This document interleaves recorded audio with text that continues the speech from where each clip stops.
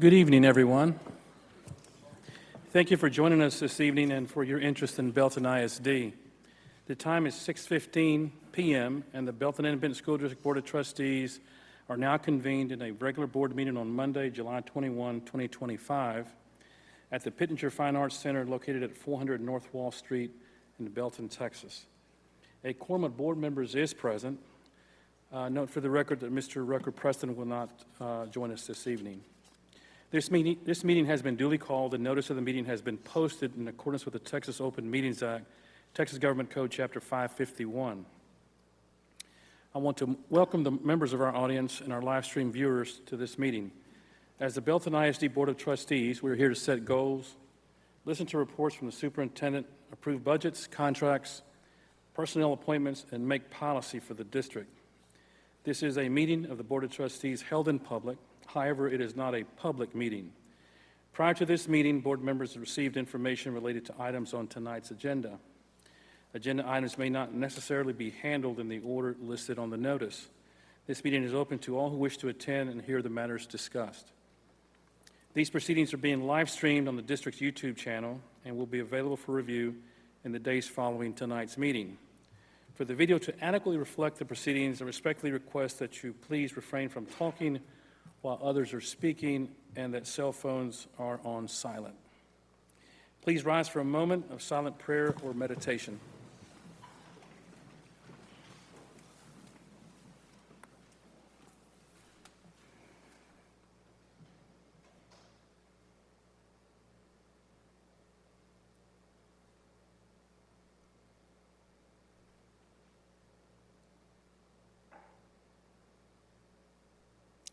Please remain standing as our students from Leon Heights lead us in the Pledge of Allegiance and honors to the Texas flag.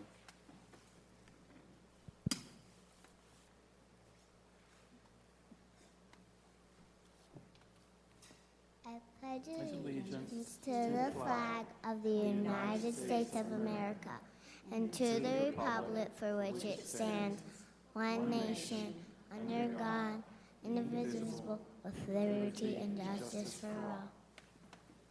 Honor the Texas flag.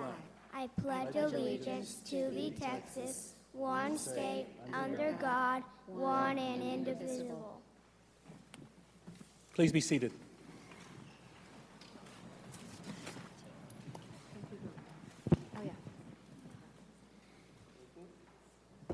I'm going to give these kids a big round of applause.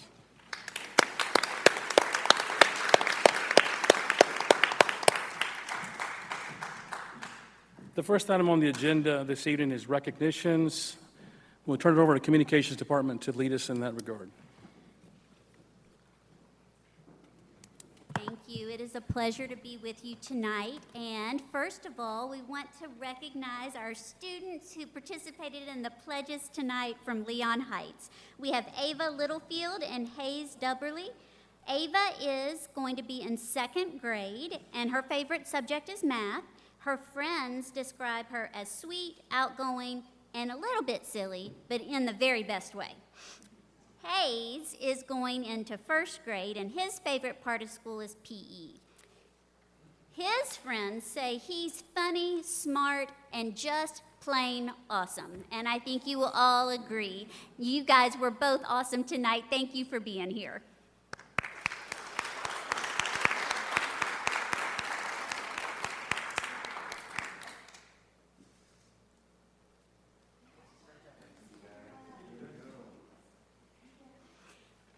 And next, we would like to introduce and recognize our HOSA International Qualifiers. We are so proud that we had 3 exceptional students that qualified as international competitors in HOSA.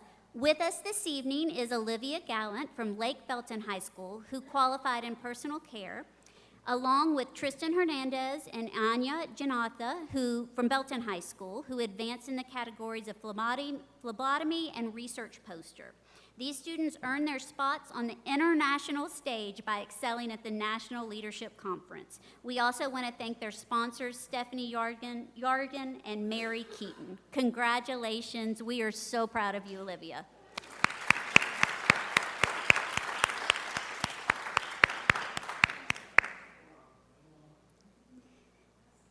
And Olivia is a recent graduate of ours and is pursuing a degree in nursing starting this fall. So congratulations.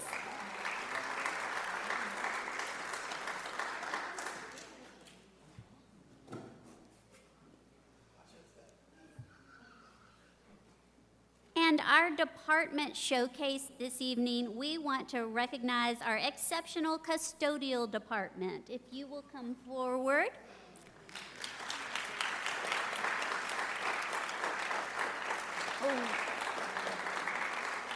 We have Director Maria Garcia, Supervisors Francisca Guzman and Nathan Coleman. We have a dedicated team of 116 custodians.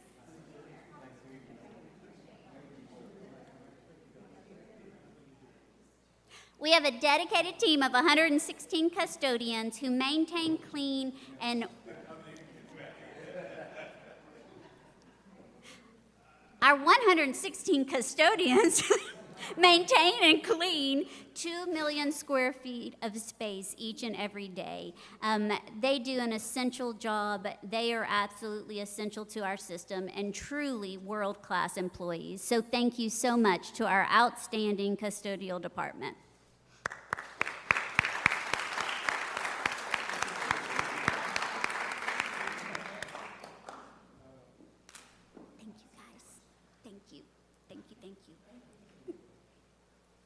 And we are excited to recognize a new administrator this evening. We have Amber Ross as the new principal at Hubbard Branch Elementary.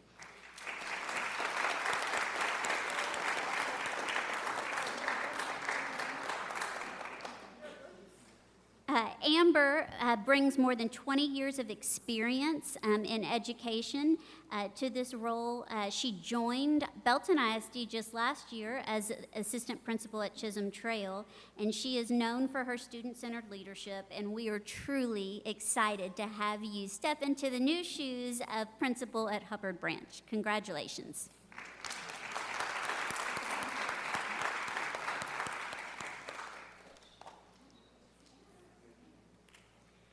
And our community partner recognition this evening is our neighbors.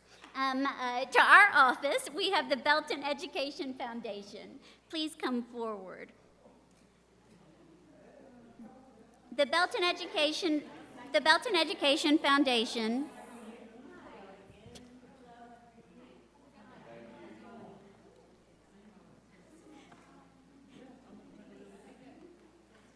The Belton Education Foundation's impact is driven by a committed team of board members, executive committee members, and staffers, each bringing diverse perspectives from across the Belton ISD community. Last year alone, the foundation awarded over $124,000 in classroom grants to 36 teachers and over $300,000 in scholarships to 174 students.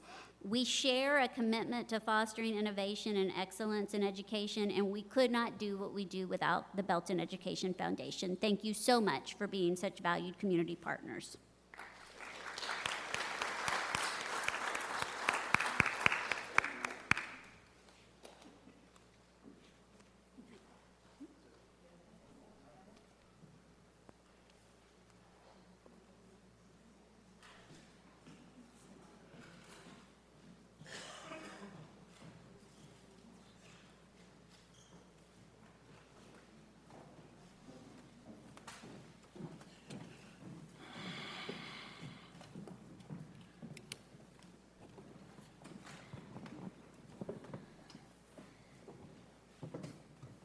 All right, could everybody join me one more time in just congratulating? We have amazing teachers in this audience who work so hard and give so much to their students. We have parents here celebrating their students. We have international competitors in this room and amazing community partners. And so let's give everybody a round of applause.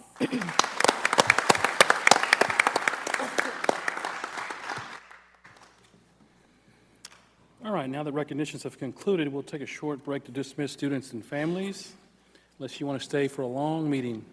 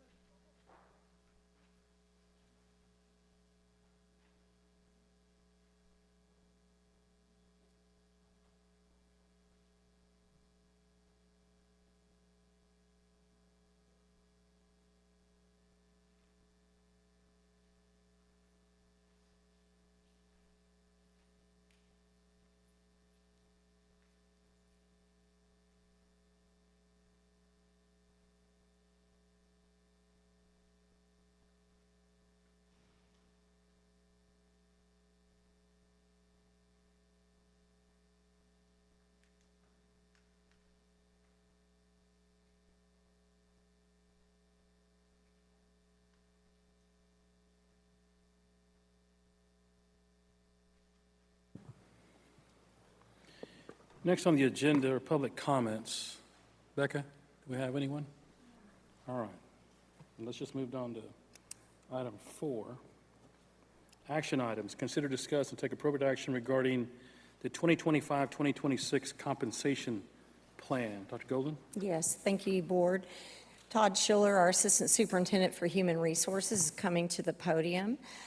We discussed this during workshop today, but he is here to present for your discussion and consideration the compensation plan for the 25-26 school year. Thank you. So as discussed in our workshop this afternoon, or this evening, so we are recommending a teacher increase starting out at year 0 at $55,000 with a $600 increase provided to years of experience 1 and 2, and then $2,500 provided for 3 and 4 years, and then $5,000 for 5 and above years. Paraprofessionals and auxiliaries, a 50-cent per hour increase. Administrators, which are not covered by the allotments that we discussed earlier in the workshop, a 1% increase, and professionals a 1% increase. The total compensation package for local costs would be $4,507,362. And then school nutrition, which is not part of our local funds, they generate their own revenue source, their increase would be $1 per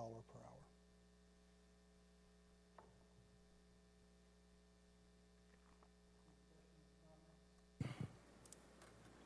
Any trustees? All right, go ahead. Yeah. First off, Todd, thank you so much for all of the effort. Todd, the entire business office, the entire HR office, for the work that it's taken to kind of get to this point. Like, this has been a monster to try to figure out as we work through the many different variations of the legislative session and what's going forward. So this has been a monstrous effort. So thank you all so much for that. You know, certainly I think from my seat, I really wish we could do more. You know, I think we've been poring over this for the last several months. And I think as we look at what is the funding that we received that we're so grateful for, you know, from a teacher standpoint, especially from a 3-year plus point of view, as we look forward to sort of what next year is and the year after that, we got to plan a couple years out here. And I think as we look at that, I think what you put forward, Todd, is really the most maybe appropriate, sensible thing that we could put forward from a budget standpoint to make sure that we're in good shape for years to come. We know that next year as part of the legislative session, or the outcoming from the legislative session from the funding standpoint, we're going to have $1 million shortfall in funding just, you know, coming in the next year after. And so we've really got to make sure that we're putting ourselves in a position that we can be talking about an increase potentially next year as well, right? So, but this one's tough, and I really wish we could do more. I'm actually really happy about what we can do, I think, from a paraprofessional standpoint.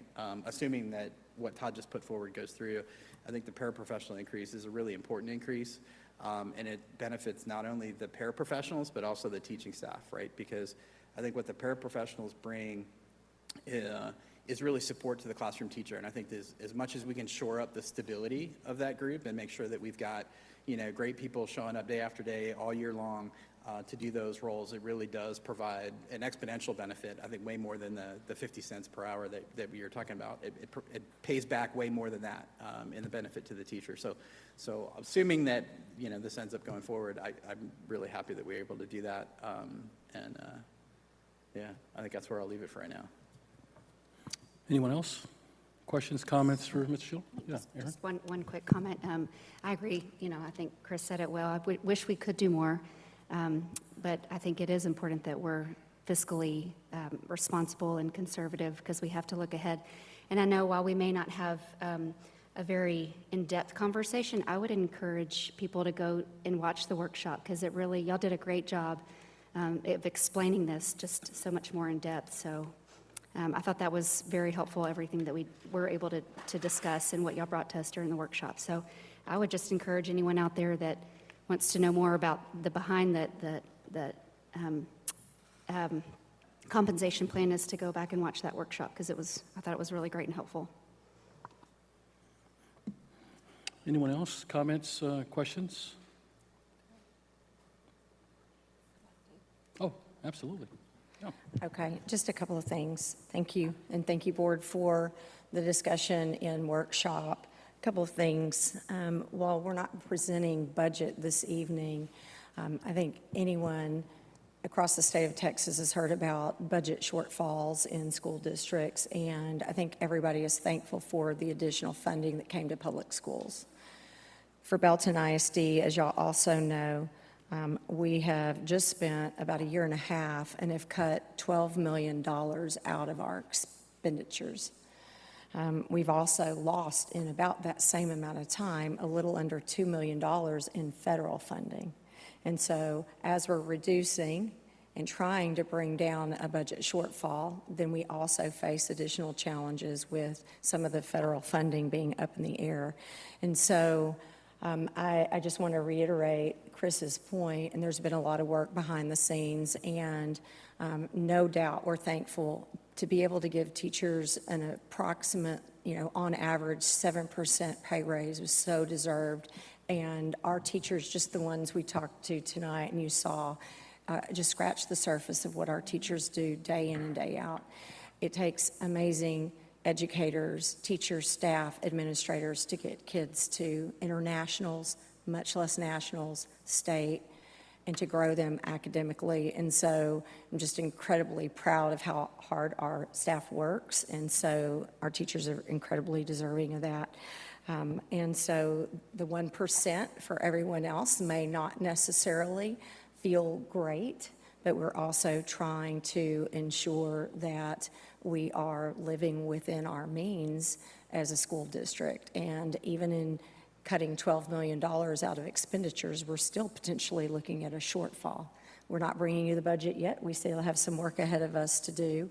The gap is closed quite a bit thanks to our legislators, and just want to, I know Todd stands before you disappointed that the recommendation isn't more, but appreciate all the hard work that's gone into getting us to this point.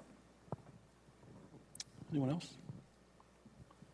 And Dr. Golden, I want to thank you for your leadership. I know that, as Chris has indicated, this has been a monster, and it really has. Looking back over the years, several of us has been on this board for several years, and this has probably been the most difficult for me. Looking at the shortfalls last year, lots of sleepless nights. So, Dr. Golden, thank you for your leadership in trimming this budget down. Like you say, $12 million or $12 million are now gone, all right? And we're still able to do it, at least some raise. I wish we could do more than 50 cents for paraprofessionals, but it's just not there. And there's still some unanswered questions. We still don't know what special ed funding is going to be. And 20% of our student body is special ed. Dr. Golden, that's an accurate figure, right? So we won't know that until, I think, 2026, when we begin next year. We won't know what that number is going to be. So there's still some unknowns. So this is not without risk. So, and Todd, thank you and your staff and everyone that's been a part of putting this thing together for us. All right, with no further, no, okay. So no further questions or comments. Do we have a motion to adopt the 2025-2026 compensation plan as presented? So moved. I'm sorry? I make the motion. Okay, all right, I've got one. All right, for Mr. Bozon in a second. I'm assuming it's going to be you, Jeff. All right. Any additional discussion? No additional discussion. All those in favor, please raise your hand. That passes 6-0. Thank you all.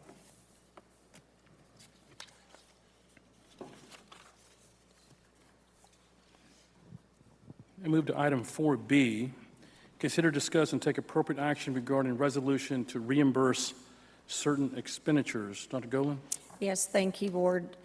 Dr. Morgan has come up to the podium, and Melissa Lafferty, our CFO, is in the wings if you have questions. So we brought to you a need a couple of meetings ago on some issues at Tiger Field, specifically around our turf, and we've exceeded the life cycle and life term of that turf, as well as field lights needing to be upgraded based on UIL specifications, as well as a scoreboard that's about to be out. And so this evening, Mike's here to talk about a resolution to reimburse those expenditures, which basically will allow us to move forward on those expenditures. Thanks, Dr. Golden. Thanks, Mr. President. Yes, tonight I'm here to talk and ask for your consideration to approve a reimbursement resolution. This resolution provides a mechanism that allows the district to reimburse itself at a later date for capital expenditures. The reimbursement will be funded up to the amount requested from a future revenue source determined and approved by the board. There's a couple of reasons why we really feel like this would be items that would be ideal and is really one of the purposes of a reimbursement resolution. And for these particular, they're long lead items. There's a lengthy procurement process and a lengthy design process. So we would bring this to you tonight for your consideration so that we might go ahead and start a procurement process, a design process, and be able to get on the schedule of companies to have these items installed and ready to operate for the 2026 football season. So this summer and fall would be a time of procurement and design, and then we would try to find the most least intrusive time for the campus to come in and replace the turf, the lights, or the video board, and also do it in a way so that it would be up and running for the next school year. As Dr. Golden mentioned, the three major maintenance items that are at the end of their useful life are all at Tiger Field. The turf was installed in 2015 and has reached the end of its typical operational life, which is generally 8 to 10 years. So we're a little past that on the life of this turf. For the lights, we would like to switch to LED.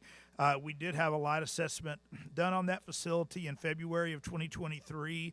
At that time, the current average light level was only 24-foot candles, whereas the UIL recommends the average for a facility of that size to be 50-foot candles.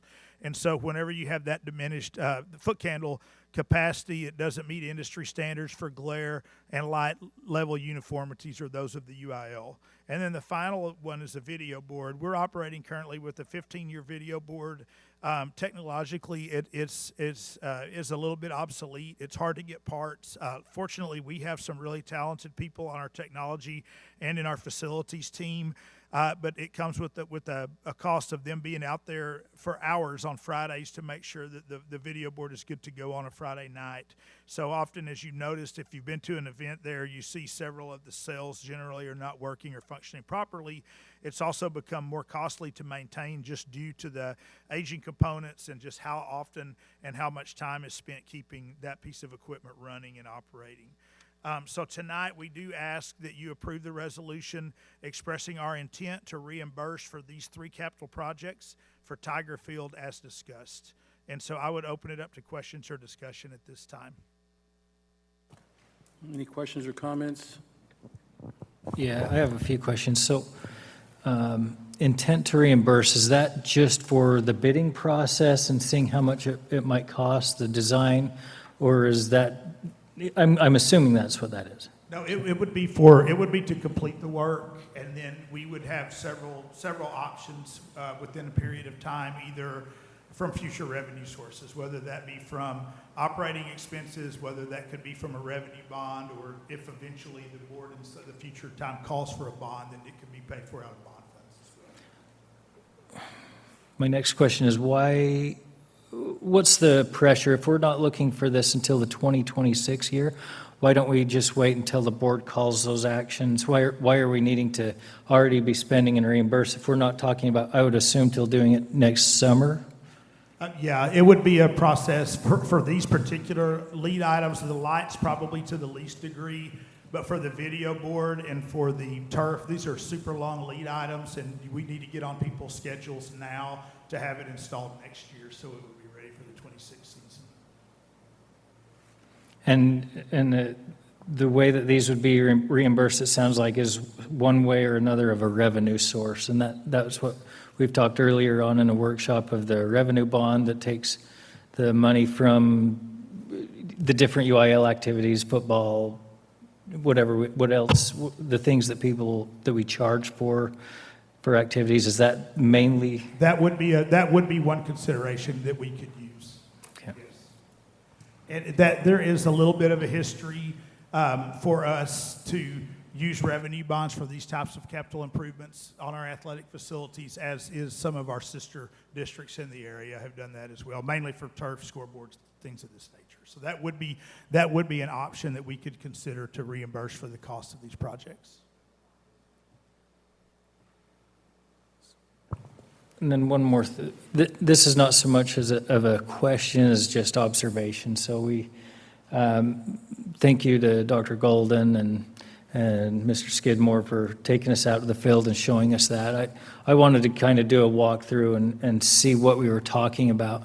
And the reasons why I think that I would consider this is because of the location and how often that field is used. We went out there on a weekday and there were probably 100, and again, this was last week, so the middle of the summer, 100 students running up and down the field.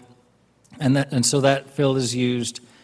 Basically, it's tapping down the turf almost every day, other than Saturdays and Sundays, and probably even some weekends as well. So summers, it's used every night of the week, basically.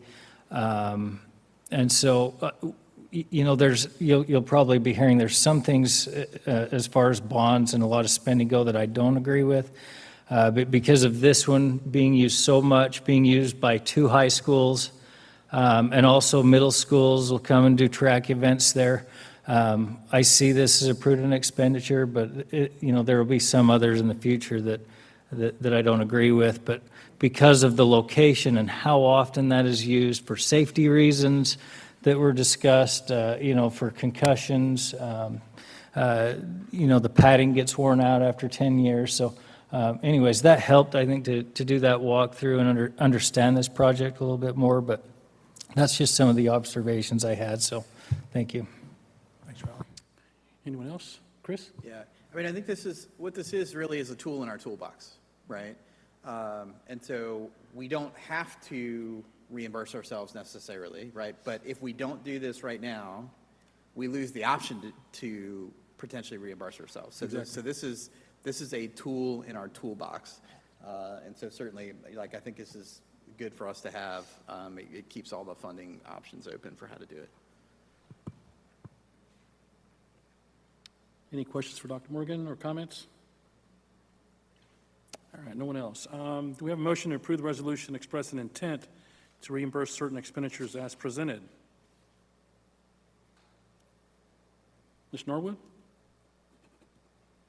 Do I have a second? Ms. Floor? All in favor, please raise your hand. Passes 5-0. We got 1 abstaining.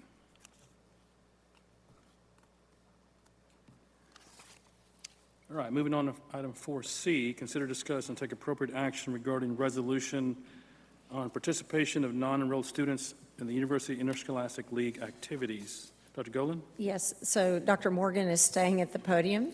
This is his item that he's going to present as well.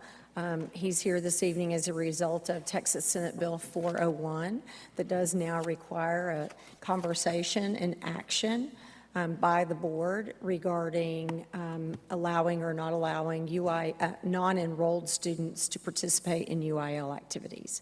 So Thanks, Mike? Dr. Golden and board.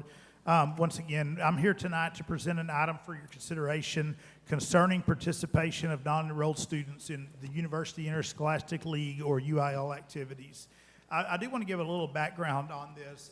This is not a new law, but the Senate Bill 401 did provide a new mechanism by which you decide whether or not you're going to allow this type of participation. So if you go back to Texas House Bill, the Texas House Bill in 2021 in the 87th legislature is when it was initially allowed for districts to choose to extend UIL's participation for eligible homeschool students.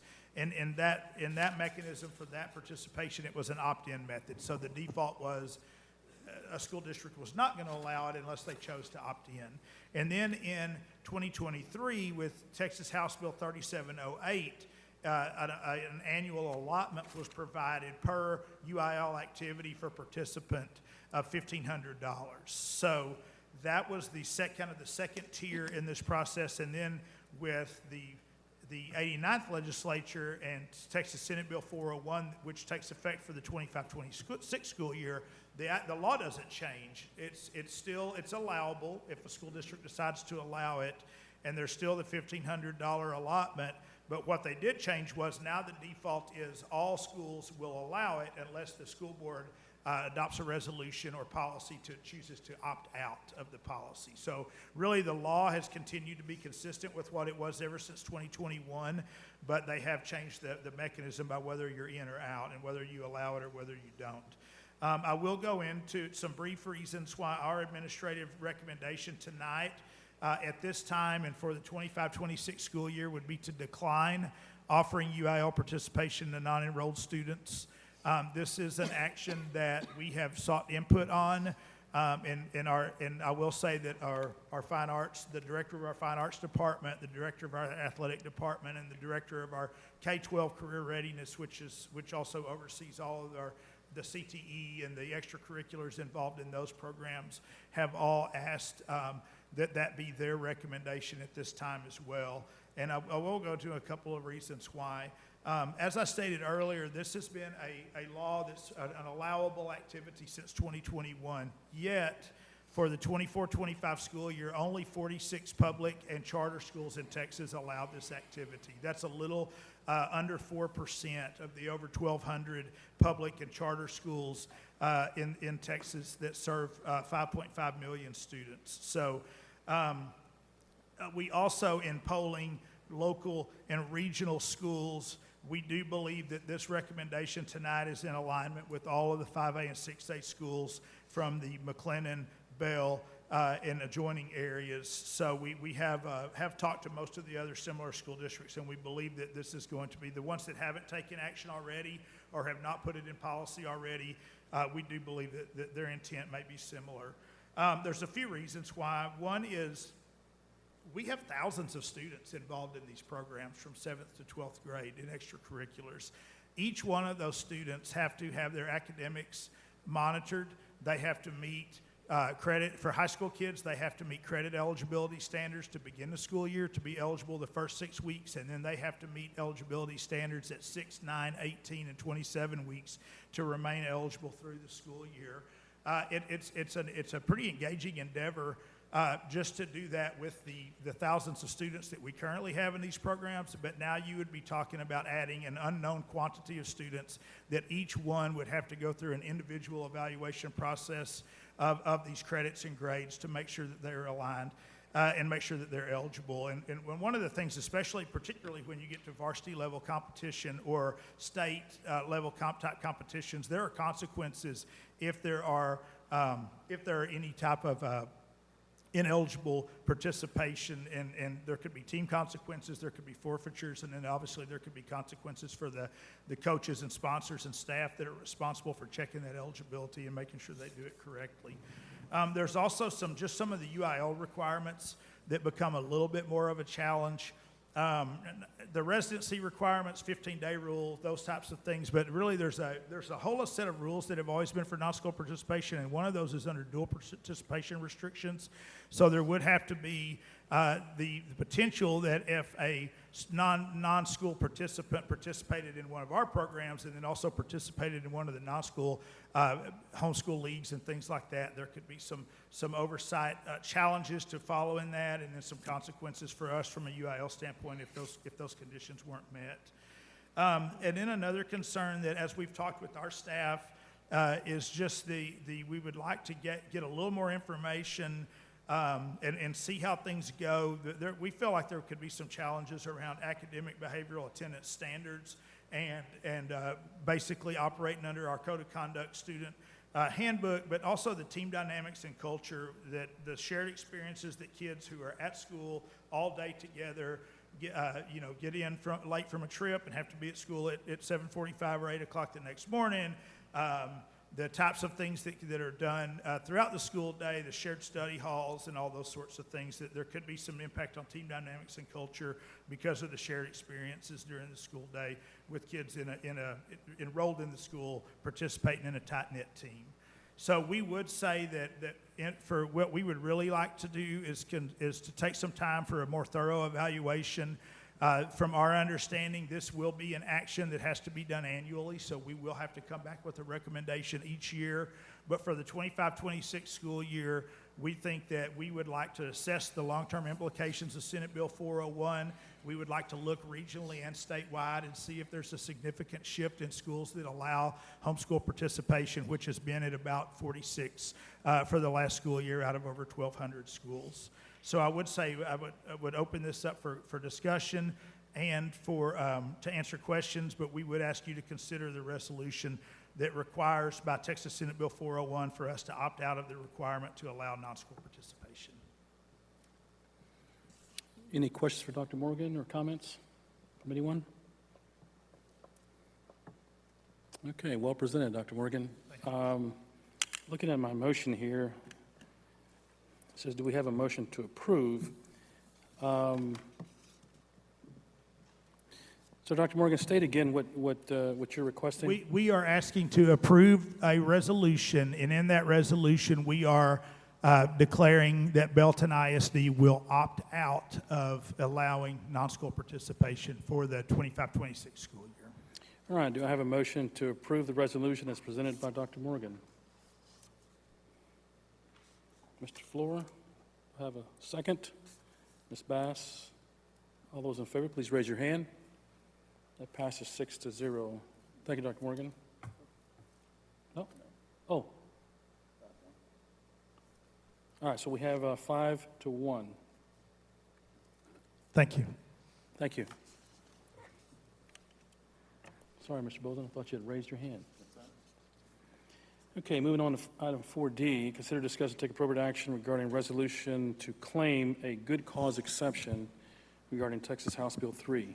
Dr. Golden? Yes, I'd like to welcome Dr. Spearman to the podium this evening. So also in this last legislative session, and you had to do this last year, I believe, also was to have a conversation regarding our ability to implement the requirements of having armed peace officers on all of our campuses. And so this is, I think, going to be an annual conversation that we have as well based on the last legislative session, and Dr. Spearman's going to talk to us about why and what our recommendation is. Thank you. Good evening, Board. I am here this afternoon, as Dr. Golden mentioned, in the 88th legislative session.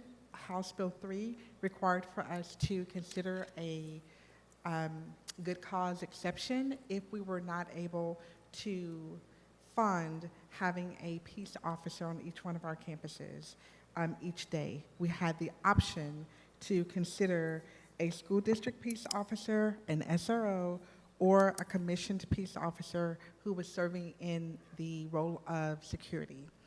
Belton ISD, I don't know why, but the clicker doesn't like me tonight. Those were our options in order to be within standard. Belton ISD chose to choose the alternate route, which, if funding and having the personnel to qualify as those officers was an issue, we could take the alternative standard. And so we did. We took the alternative standard, which in doing so, we chose to hire a third-party firm, Vet Securing America, to provide security for our campuses. They meet the requirements of the alternative standard, and that has been what we've done in this past school year. House Bill in the last legislative session, 89th legislative session, the requirement now is that we come back before the board and we review this requirement each year annually, and that's going to be House Bill 121. And so I wanted to remind you of the decision that we made and why we made that decision. Our current armed security, we have 10 school resource officers, primarily at our secondary campuses, and then we have a rover who also supports our elementary schools. And then 19 contracted security officers, where we put one at each elementary school, at our middle schools, and then also we have a rover just in case someone's sick or there's an emergency and we have to replace someone, for a total of 29 armed staff members that cover all of our campuses throughout the district. Our recommendation tonight is that we continue to support the good cause exception and securing vets, securing America for our armed services for Belton ISD for the 25-26 school year, knowing that we will have to come back each year and ask for the board to consider the good cause exemption. Any discussion? Any questions for Dr. Spearman? Mr. Floor? I've got a couple Oh, comments. comment, all right, go ahead. This is an interesting topic, right? What it comes down to for me is what is the safest option for our students and for our staff and for our families, right? You know, I think without a doubt, if I had my choice, right, this is me talking as an individual, right? If I had my choice, I'd want to fill all of those positions with SROs, right? So we've got an amazing partnership with Temple PD, an amazing partnership with Belton PD, and the work that the SROs do for us is just outstanding, right? And so, but what we know is we can't get enough police officers, right? There isn't the staff, right, for either of those police departments to fill all of those roles, right? So if I had my choice, that would be my first priority. And so when I take a look at the other options, right, let's go to the other end of the spectrum for a second. So if we arm our teachers, we are potentially putting a teacher in a position, even though they've gone through training, right, to have to make the horrible decision if something were to happen on our campus. Do I run towards the issue and leave my students behind, or do I stay with my students? I couldn't live with myself. I would not want to put any of our staff in that position. I also wouldn't want to put any of our family members or community members in that position. I could not ask a parent to go through the training and to have to make the decision again. Do I run towards the issue, potentially away from my kid, to intervene? And I cannot in good conscience get myself to any other decision than the recommendation that was put forward. I've had, some personal experience with the Vets Securing America team that's been on site at my kids' campuses. From what I can tell and from my experiences, they've done a wonderful job of fulfilling what we asked them to do. And that solution also addresses sort of the concerns that I've got with the other two alternatives. And so the unfortunate thing about it is, we don't get enough money from the state to cover this option, or really even to cover SROs, right? And so, we're grateful to have the increase in the security allotment that came, but it doesn't cover it. We're still short about $795,000, I think is what it is, to be able to cover this. But again, I think that $795,000 is well worth not putting our staff and our parents and our families and community members in the position that we're potentially asking them to be in. So I'll leave it there. So thank you so much. That's okay, thank you. Mr. Bozon?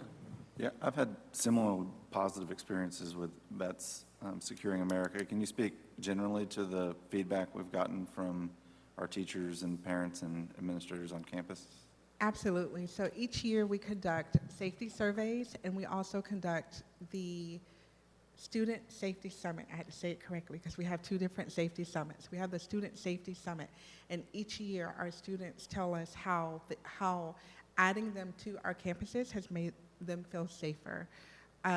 We thought it was really important to have someone who's trained and experienced, and their sole purpose on our campuses each day is the physical safety and security of our campuses. It never fails when I visit campuses. They're a part of the culture. They are very, very, they take their jobs very seriously, and nothing but positive feedback about having them there and visible. They wear very bright vests and shirts, so everyone knows who they are, and they're walking around, and they are very in tune to what's happening so that they can act if need be. Thank you. What role did they play, Dr. Spearman, also in just the physical safety of the building? Can you talk a little bit about their responsibilities there? Yes, ma'am. So the research tells us just having someone present who's trained with a firearm will deter people, so they're very present, very visible. Secondly, they check our doors 3 times a day. And we use an app called Door Check, and they go around and they physically check our doors, and then they input the data into the system, which then triggers a response if there's a concern with the doors. They also help check with the functionality of the doors. They walk hallways and they check. We have an internal rule that internal doors are closed and locked because that's best practice. They also check that as well. They're visible at lunchtime. They're visible during high traffic times when there's lots of students and people moving. They're very visible. Anyone else? I do want to make a comment, and Chris, I agree with everything that you've said. The thing that drove it home for me in support of the recommendation by the administration is, in my mind, I had to think about the absolute worst-case scenario on a campus. And I don't think that the program, opting out of the program that we're talking about, I think is the better choice, because I don't want to have the math teacher in the southwest corner of the building, and the absolute worst-case scenario happens on our campus. I couldn't live with that either. So that's what led me to say, you know what, I need to support this. So with that comment, do we have a motion to adopt the resolution to claim a good cause exception regarding Texas House Bill 3 as presented? Mr. Floor? Have a second? Ms. Bass? All those in favor, please raise your hand. That passes 6-0. Thank you. Thank you, Dr. Spearman. Moving on to item 5 of the agenda, reports. 5A, Belton Education Foundation Annual Report. Dr. Golden?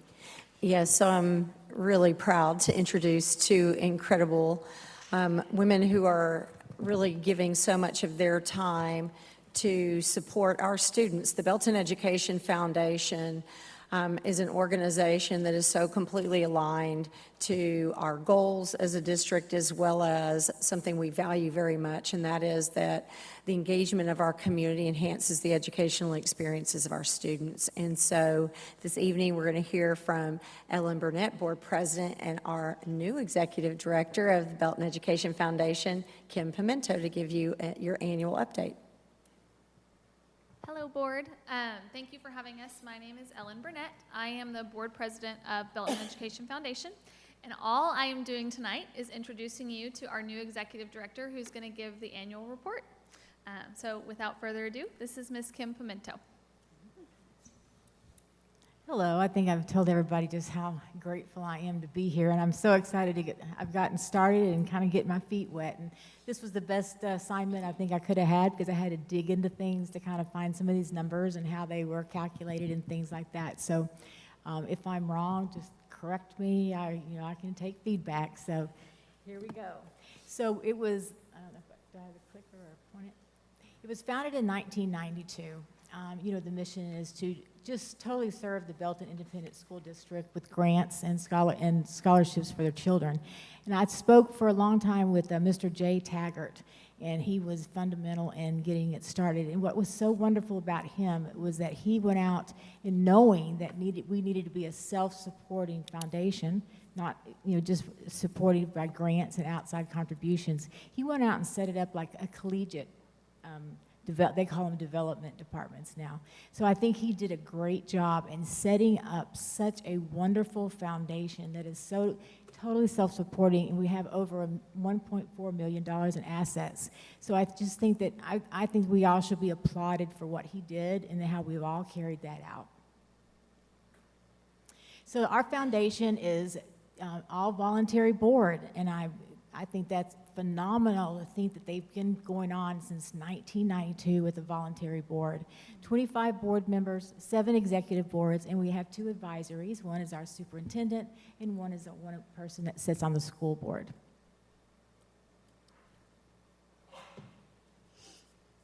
So here's our list of board of directors, and the second column used to be on there. I don't know what went on there, but anyway, I won't name them all. So here's our board members, some pictures of them. They were going out and doing the the patrol, December, giving out the teacher grants. So we can go on. So let's go on to our events. So we have past year we had 3 fundraising events. One was the red carpet. It made $168,000. The theme was through the decades, and I think they looked like they had a lot of fun. I love watching all y'all's pictures, and kind of played a game of if I could name all of you, and I would ask people who you were, and then I would, go back and see if I could remember everybody's names. But it looks like you had a great time, and that is just a commendable amount of money. I've just been blown away with everything that I've seen that y'all have done. And the golf course tournament at $62,500. Again, what a great contribution to the cause. Again, it looks like you had a great time. I hear that we're going back to the same tournament golf course in Salado to do the tournament again this year. I think that's exciting. I can't wait to participate. In the pickleball tournament, so we had one of those. Was at the Brewery, the Commonwealth, raised $15,000. That was fun. I've had a lot of good comments about that. So we're kind of going back and forth if that's going to continue or not, maybe restructure it a little bit. I mean, I know it was a lot of work, so we're just going to rethink that one. In the teacher grants for 2024, we raised $124,797.24 to 36 teachers. So that's a total of 436 plus grants with $874,797.24 awarded to date. And I think that's just, that's wonderful. Another one is for the scholarships. We awarded $365,500 in scholarships in 2025 to the Belton High School. That was $138,000. Belton New Tech, $28,000. Lake Belton High School, $164,400, and recurring grants was awarded in $35,000. So grow your own. So we used to, I guess people know, we used to have a paraprofessional program, and so we kind of just went in with y'all. Y'all have a grow your own program there at Belton. So now we've donated $15,000 in 2024 with a total of $510,000 to date of what we've donated to that program. The Carpenter Foundation, we just applied for that grant, so we will know if we got that in December, and I'm looking forward to that. We've asked for funding for my position and for some other administration hours that we need if needed. And the accomplishments. This one I think was great. They successfully rebranded. And I know there's our new logo up there. We've got most of our forms redone. I think it looks great. The only thing people say, well, you're not beef anymore. I said, I know it's Beth, but the little thing over the E, let's just act like that makes it a long, we'll stay with beef. So using our QR codes, we made QR codes to donate. So that was kind of nice when I went to the ex-student association retirement reunion. We had the QR codes. They could link to where they could donate.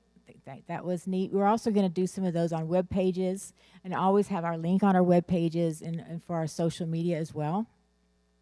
We also put a link to donate for the teachers campaign on their payroll page, but we are bringing back the forms. We just had those redone, and they will be held out at convocation and other areas time in the school year. And we're going to try to get the board members, we're going to go out and visit each campus to kind of tell them how that works. And also hired an executive director, which would be me. And then I think that was a great accomplishment. That maybe so, and then we clarified the roles of the committees. So I think that they just kind of decided what the committees to do. We're trying to get board members to be a little bit more proactive and come join us and really put some effort into the work that we do. So my goal for this coming year is that we funded 65% of the scholarships that were asked. My goal is to get us up to at least 80% of those scholarships being funded. We don't have to turn any child away. And then we improve the donor engagement. That would be through social media, handwritten notes, emails, written cards, just anything that we can think, updates. I want to try to give them some stories of successes we have had. So I just want to keep them in touch and engage them and try to think of a really good story I can tell about how we were founded, what our mission is, how passionate this community is about it, and what we want to bring to the education of our teachers and our students. So that's my goal for the year. And then to design and execute a social media plan. Taylor and I have already started on the storyboard and some ideas that we could do to get people out there and more engaged in social media. Even though I have looked and it said that really statistically you don't get as many touches through social media as you do actually handwritten notes, person face-to-face contact, which, you know, I knew that, but still I think social media does kind of attract some of those young millennials and the people that will soon be the donors that we have in this program. So I do think that we need to get strong in that. And besides that, I think it's going to be a great year, and I can't wait to be around. And we're going to try to have everybody come out to our casino night, so please save the date. And I hope to see y'all there. Thank you. Does anybody have any questions? Anybody have any questions or comments? Okay, all right. Just have a couple of comments. First of all, welcome to Belton ISD, and you did fantastic on your first board presentation. So we look forward to having you back and just your follow-ups on just the new ideas and goals, but really just appreciate all the work that Beth, BEF, does for our community, because truly, you're right, it's a large, actually, in the grand scheme of things, a small group of volunteers who do a lot of work. I'm sure that they're already meeting and discussing and planning. And so just really appreciate the work that y'all do for teachers and for our kids, because you really do. This foundation just has a tremendous impact. And, you know, I'm not sure that I knew that Jay Taggart was part of that so many years ago. So that was really, Even his mother is what I understand. It was really great to know that. I think it was Jay and Mr. Pirtle, actually. That's really, so thank you. I learned something. Yeah. And maybe I did hear that along the way, but maybe it clicked or hit me today. So, but thank you and just good luck, and I wish you just all the best. And I know that it's been on the discussion for a long time about going the executive director route. So again, just glad you're here and wish you well this year. Oh, thank you. Thank y'all very much. I do have a question. I remember when I was on the board years ago, on your board, the scholarship minimum was like $500, then it went to $1,000. Have y'all increased that to? No, I know. I know you take any donation, but to give a scholarship, what's the minimum? Right now, it's $1,000, and we have discussed that about what we do. Another thing that I've been assigned to do is I've been asked by some people, what per hour when you go to community college, what is it? You know, if I'm going to try to get some averages of what it costs to go to a full ride in Temple, CTC, you know, Texas A&M, so we can get an idea of how far $1,000 does go. Okay. And then we'll kind of relook at that. All right, well, welcome. Yep. And Ellen, thank you for everything that you do. Yes. You know, I'm glad to see that you're still leading this organization, and I know it's a lot of work and a lot of time that you put into this thing. So thank you, and also thank the rest of your board on behalf of this board for everything that you guys do for BISD. Thank you, Kim. Yeah, thank you. Okay, moving on to item 5B, Academic Progress Report. Dr. Golden? Yes, Gabby Nino is coming up to the podium, and she's here this evening to provide you with a report on our grades 3 through 8, academic progress as measured by STAR. Good evening, everyone. As Dr. Golden said, I am going to provide our monthly academic progress report in grades 3 through 8, specifically measured by STAR. Just as a reminder, last month when we were together, our discussion was really centered around our EOCs for our high school students. And so this is somewhat of a duplicate report with different grade levels and content areas in it. I do want to add just a quick note before we get started. I will have a couple of slides that are not specific to STAR. As you know, we believe very strongly that we have more measures than just STAR within our system to tell us about how students are progressing, and so I'm going to highlight a couple of areas related to that as well. So let's get started with our 3 through 8 math, and before we look at the data, there's a few areas I want to orient us to. Again, along the left, again, it's math, but this is each grade level that's included, 3rd through 8th. As a reminder, there's a lot on this slide, and so I did not add a key at this point, but the approaches performance level are students who are considered to have passed, but may need occasional intervention in order to be successful in the next grade level. For students who are at the meets level, we anticipate that they will experience success in the next grade level. They've met the standard for the current grade level. And masters would be that they've demonstrated mastery of all grade level standards and are likely in need of some enrichment experiences in the next grade level. Other orientation to this visualization, the color coding system here is if we are looking at a yellow color code, it means there is minimal change. So with that language of statistical significance that I use, we see minimal change does not exceed 3% gain or loss.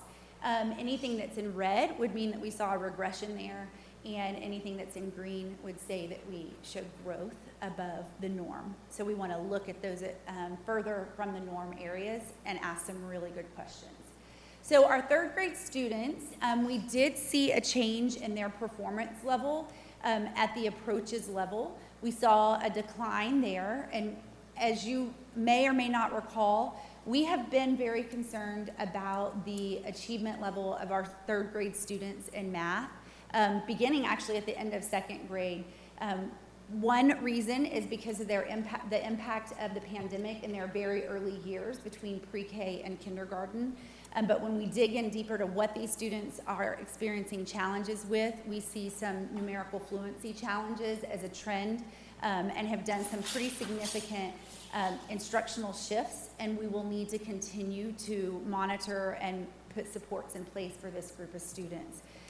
Also a reminder that this is year-over-year data, so this decline in performance at the approaches level is not the same students that we saw in 3rd grade last year. It's year-over-year.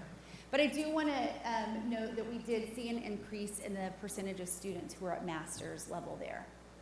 The other grade level that we see an outlier of performance in a decline would be in 5th grade at the meets level. We see a lower number of students who are meets this year in 5th grade. One of the questions that Rucker asked last month is if we could look at cohort. This is an important group. His question was really important, and this group of students illustrates the importance of that. While I might just at glance look at 5th grade and say we're lower this year, this group of students, that's actually a gain for them. And so we have to really look closely at the students that are in that grade level, not just year over year. And then on the green or growth area in 8th grade, we saw some gains for our students at both meets and master's level in math. And what we would attribute to that, as we've discussed a couple of times, is the significant shift we made in the instructional resource in our middle schools and the intensive professional learning that we've provided related to that. And we see it more notably with our 8th grade students this year. So I want to take a look at our comparison to both state and region, and then have added, and I'll own it's super small, and I made some edits and it still looks super small. But yellow here would just mean that we're within the norm of both the state and region in any area, and green means we exceeded the performance of both, and red would mean that we were below the performance of state and region in that area. So I really want to talk about 7th grade math. This is a continued area of concern that we've faced in Belton over time, and there are intentional decisions that we make that are contributing to the performance levels being so much lower than our peers in 7th grade math. One of the decisions that we make is our advanced math pathways. When students transition from 6th grade into 7th grade, their testing decisions have changed. So our students who were in advanced math were taking the 8th grade STAR versus our students who were on level continued with the progression of STAR. That does not mean that we are okay with our performance being this low in comparison to the state or region. our decisions are different than our peers related to that.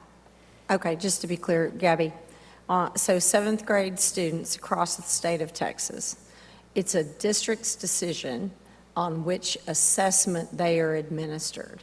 And so some school districts have their advanced students at seventh grade, and they take the on-grade level seventh grade test. Yes. In our district, our advanced seventh grade students took the eighth grade test? Yes. Okay, so what you're saying is it's across the state, everybody makes different testing decisions, which we're kind of seeing in some of this data. Absolutely. Now, well, let me answer the question. Yeah, so do those, for that group of students, are they showing up on the eighth grade line? The students. So the seventh graders that took the eighth grade test, are they showing up in the eighth grade line? Yes, so anybody who took that eighth grade assessment is included there. Now, interesting, related to Dr. Golden's question, there were some changes that were introduced in the 23-24 school year that will require across the state, if a student in fifth grade, 40% of your students are at the meets or master's level, then there's a new requirement that they are automatically placed into advanced math experiences when they get into middle school. That was new for us. We were already doing that to a degree. We are reviewing every student, but that was not a practice across the state.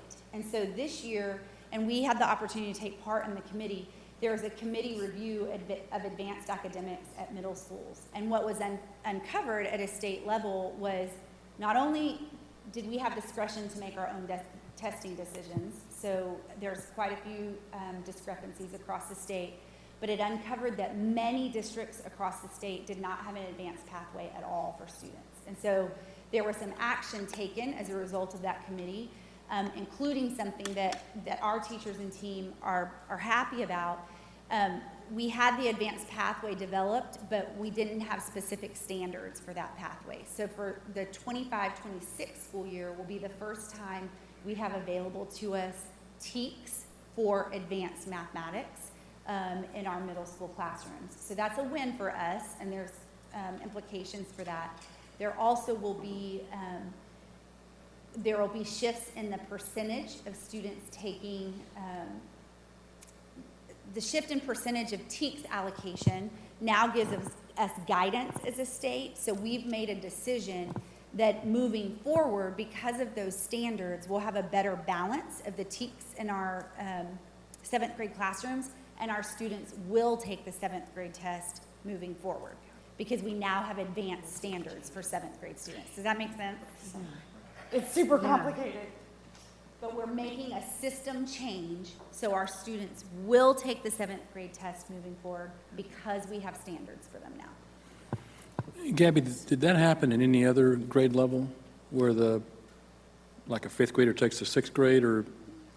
So it really only happens starting in seventh grade? Okay. Yes. So you start to see more variability in the assessments that they take. Do we have any idea how the numbers would have looked had that not occurred? We are working on pulling that. You can actually see on this cohort visualization, it does become more complex because you have unique pathways, but we are working on pulling that data right now.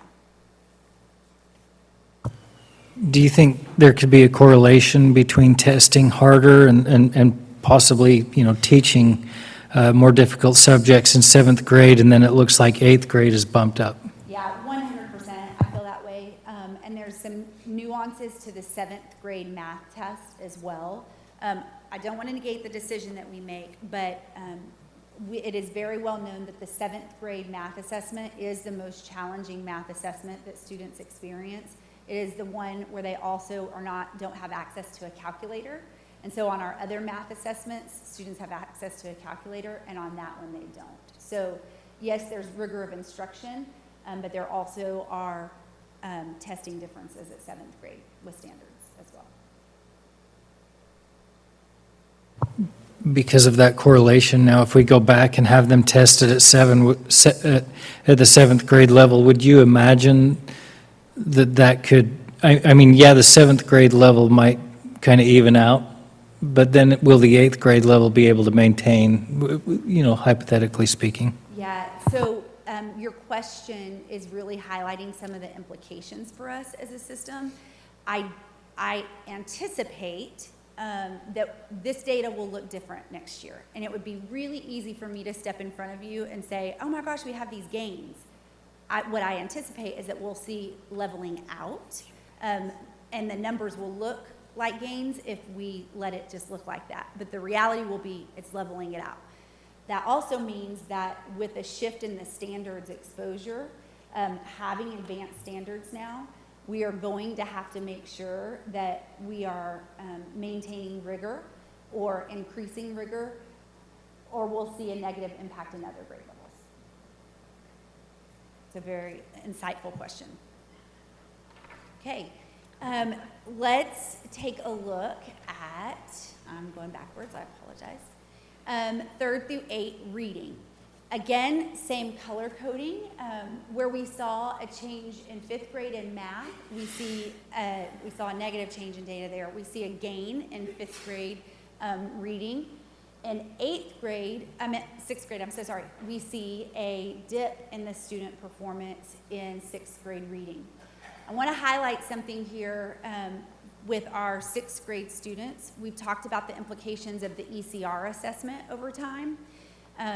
This is the first time that our students have had what's called a correspondence response in ECRs in 6th grade. That's a part of the English language arts. They've not ever had that before in any of their testing experiences. And basically what that means is they have to read 2 texts, and then they have to write a letter corresponding with a specific audience, making their argument on conclusions they've drawn across text. And so we do see a slight change there.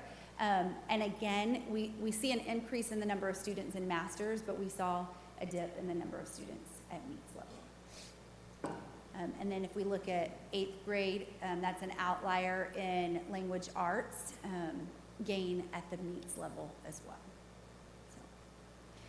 The next slide, we'll take a look at our comparison, again, to region and state.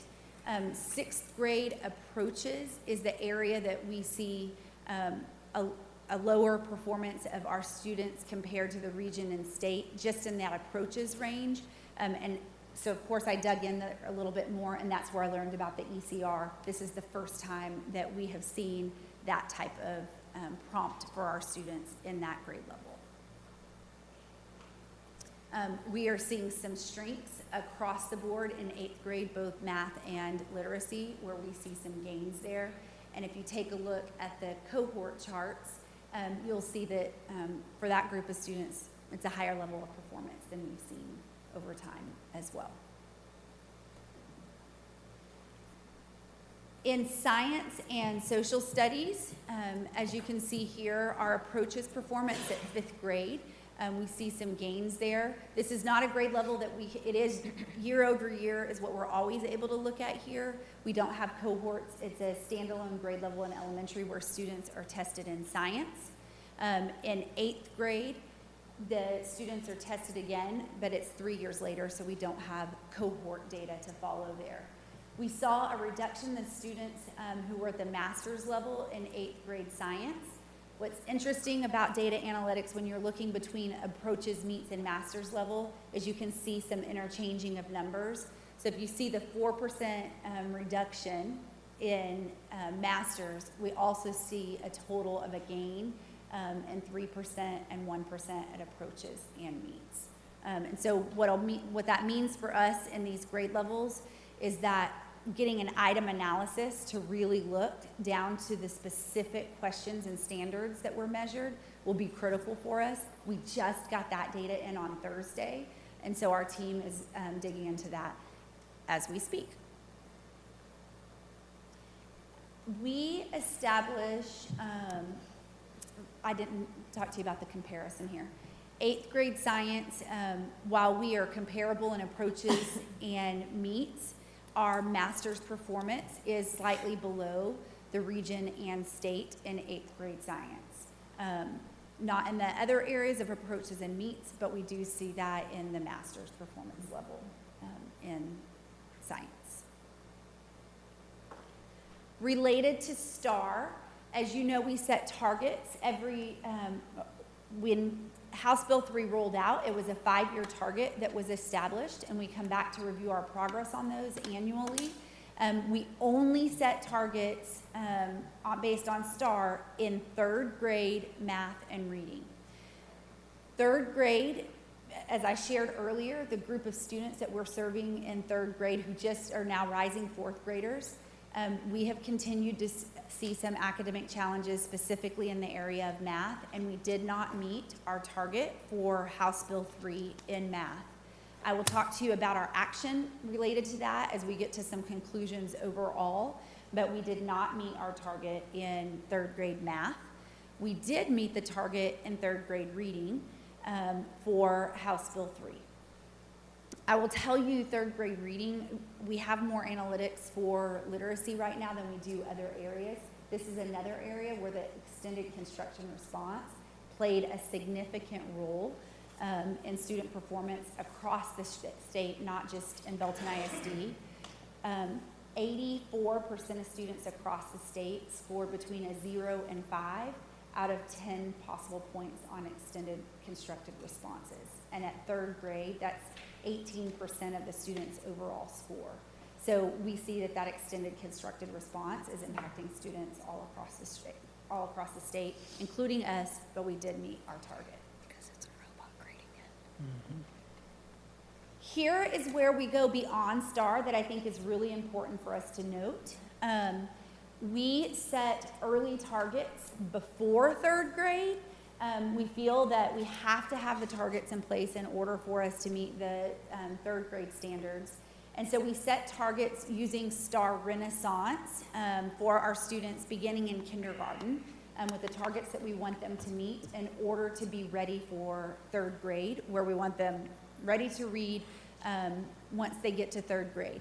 One of the reasons I really want to highlight this information is because as we speak, special session has just started, and one of the topics of consideration is whether we continue with the STAR state assessment or not. And I feel very strongly that we are so much more than just that one assessment. STAR Renaissance is the decision that we make to use, it's a norm-based assessment in Belton ISD, and we use it beginning, middle, and end of year to measure our students' growth and progress. And so we also set targets related to that. Just in the last school year, we adjusted the standard that we set in Belton ISD and aligned the standard on STAR Renaissance that we would look to. We adjusted that to be in alignment with the state standard. So you can set internal targets at 35%, at 50%, 65%, and we adjusted our targets at each grade level to make sure we were measuring at the mastery level. And so you can see across in both early literacy and in math, we set targets at a mastery level, and we've exceeded those targets in those grade levels. With the exception of 1st grade literacy, there's a uniqueness to the 1st grade assessment because students make a transition mid-year where they're either on an early literacy screening that's more phonetics-based, and then mid-year they shift, if they met a certain target, to a more reading and comprehensions-based assessment. And so some of the students in this group are primarily our students who have experienced a greater degree of challenge. But we met and exceeded all of our targets in math and reading in K-1, too. And then this just gives you very high level in both math and in reading. A look at beginning, middle, and end of year in all grade levels that assess whether we see if they are growing or not as measured by STAR Renaissance, the norm-based reference test, and we see growth across all of our grade levels in both content areas using the STAR Renaissance assessment. And again, that's a nationally normed assessment. The exception to that is 6th grade in English language arts. We did not see at the end of year assessment that they continued progression as measured by STAR Renaissance. And we saw that similar pattern on the STAR assessment with our sixth grade students as well. Okay, I want to talk targeted supports very briefly. It is clear in a different way than with our EOC assessments that we have some general challenges in math instruction in Belton ISD. And so we are heavily emphasizing that, it's already started, but really moving into the 25-26 school year. I've shared with you previously, but really want to emphasize now in response to this data that 100% of our elementary teachers will go through the TEA Math Academies. We're one of the first in the state who are rolling that out. And they started 3 weeks ago. We have 84% of our teachers have already engaged in the learning or are in it this week. And we are excited to see that engagement. We're getting good feedback right now. And when I say good, I don't necessarily just mean the good like, oh, we love this learning.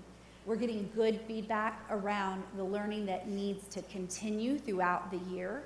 For many of our teachers, they're reporting that this is really stretching their thinking. And so it's evidence to us that this learning had been needed. We've also put in place a coaching academy for our instructional coaches in math, and are getting feedback from our principal leaders that they want the same level of like a coaching academy support for math instruction. So very intensive learning in math, as well as you all approved the adoption of Bluebonnet math materials. Now, we have made a decision about how we roll that out. We believe very strongly that the most important resource a child has in the classroom is their teacher. Of course, their parents and their partnership come first, but we are heavily investing in the teachers and their thinking around math and infusing the resource of Bluebonnet math into the learning prior to full rollout. We felt like we needed to strengthen the foundational knowledge of our teachers prior to full embedding of those resources. In literacy, you all supported the adoption of SAVIS, literacy, a new language arts adoption, because we've done the foundational learning for all of our K-5 teachers in reading academies. We feel prepared to roll out that instructional resource. However, we were just awarded a grant as well to support that rollout of over $100,000. It's called a LASSO grant. And so we will use those funds to support the implementation of that resource at the classroom level with high quality learning as well. So we'll see high quality professional learning in alignment with the resources that we are using and embedding that into our curriculum resources. With that, are there questions that I can answer? Any questions, comments? Thank you, Gabby. Okay, moving on to item 5C, Personal Electronic Communication Device Guidelines Report. Dr. Golden? Yes, and thank you, Gabby, for that report. And Dr. Morgan is back to the podium this evening. And as you know, Board, we spent the fall semester of last year really studying this issue of personal electronic communication device usage in our schools.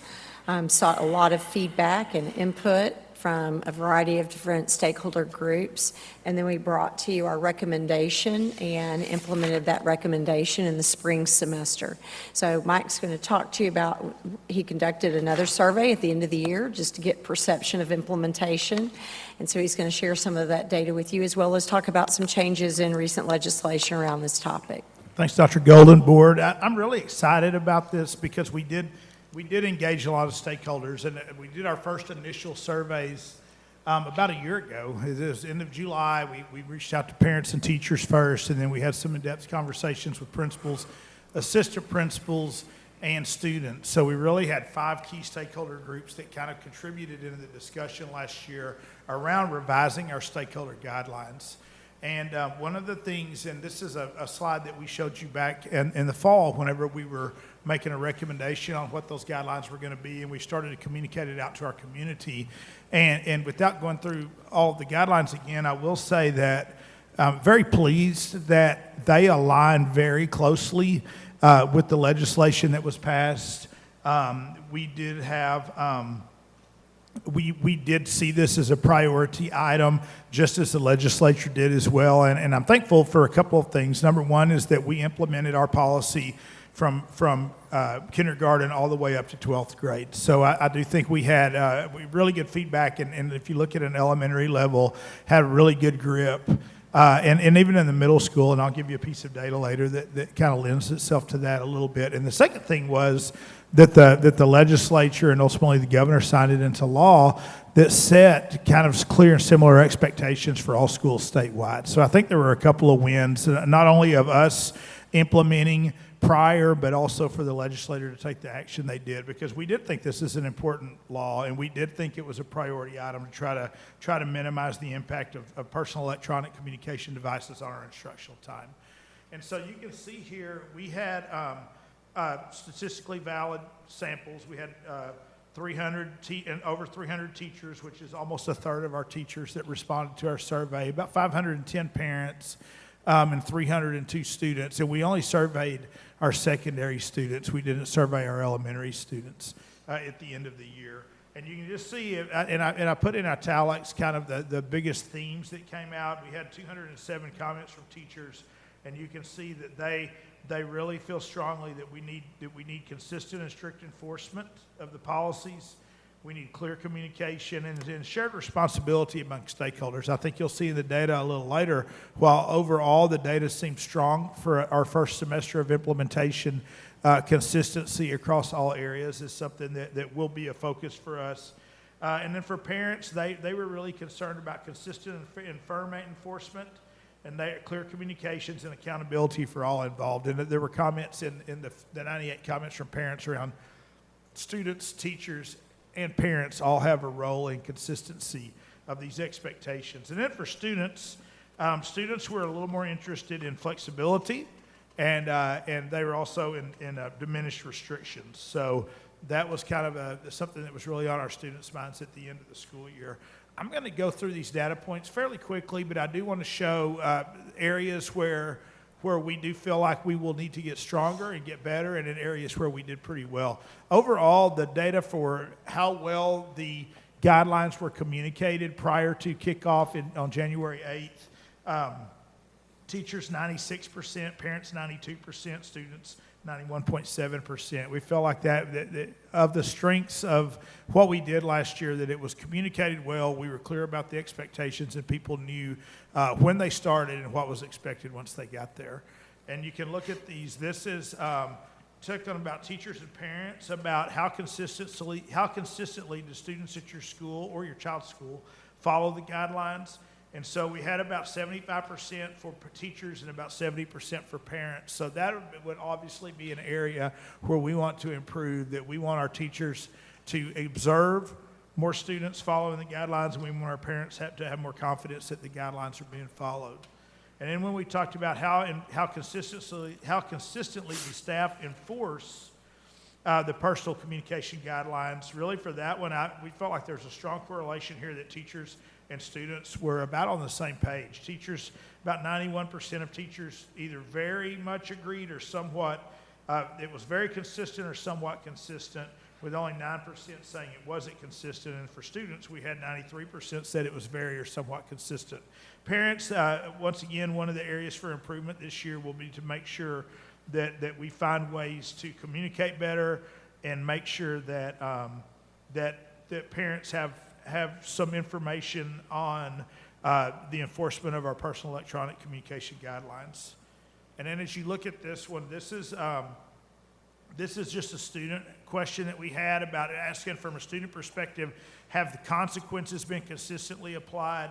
And about 85.4% of students said that they were somewhat or very consistently applied. So we do see, I think that that's a strong correlation for the first semester, but it's also something that we would like to improve that number on, where more students feel like consequences are consistently applied. And then the final question we asked was, have personal electronic devices helped reduce distractions during instruction? I was really, overall, I think this is an area where we need to get stronger. But as far as teachers having the highest area in this, and teacher feedback was one of the main drivers of going in with a stricter and a revised personal electronic communication device guidance, that 81% of our teachers felt after the first semester that it helps reduce distractions. is one that I'm really proud of, and I think we could build on that as a positive.